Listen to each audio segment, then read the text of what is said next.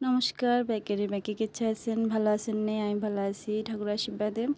তো আজ যে দুর্গাপুজো চলে এসে একদম কাছাকাছি, তো অনেকে কেনাকাটা করে, অনেকে অনেক কিছু বানার। তো আমিও আজকে বই গেছি কিছু একটা বানাইতাম, কিছু একটা বলতে একটা চোকার বানাবো মনে করছিলাম।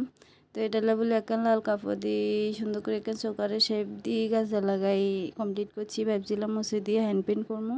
তো হ্যান্ড প্রিন্ট করবে বলে ফেসবুকে তো ছবি লইলে ভরাই লাইছি, কিন্তু হ্যান্ড প্রিন্ট করতাম হারিয়ের না।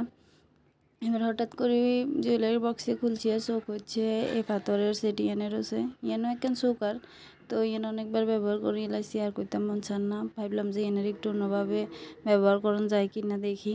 তো এটা বলে এটার আগে অঙ্গ প্রত্যঙ্গ সব খুলি আবার জোড়া লাগাইছি। লাগাই টাগাই এই যে দেখেন, এটারে কোনো রকম মানুষ করি। এবার এটার লগে তো কানের দুল দুগে লাগবো, তো এটা ওই আগে সেটি নতুন রিক্রিয়েট করে লইছি। তো এবার নিজেরে ভাবছি নিজে একটা গিফট করতে হবো, মানুষের গিফটের আশায় বই থাকি লাভ নাই। তো এই যে নিজের লাগিয়া দুর্গাপূজার অষ্টমীর কম্বো সেট বানাইছি। এই শাড়ি এনের লগে সেটি ম্যাচিং করে বানাইছি। এর লগে দেখছেন কানের দুলে কোন আগের তুমি সুন্দর লাগেন না?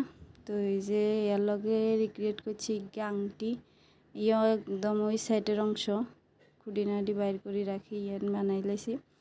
তো এর লগে চুরিও আছে, সবুজ ধরেন দেখবেন।